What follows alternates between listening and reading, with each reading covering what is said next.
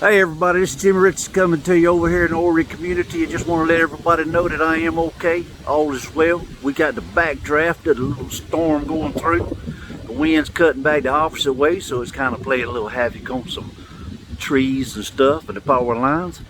So everything's cool, everything's good to go. Just wanted to touch base, check in and say, hey, we okay over here in the Horry community. Ain't got no electricity right now. Went out about an hour ago. But we'll get it back going here shortly.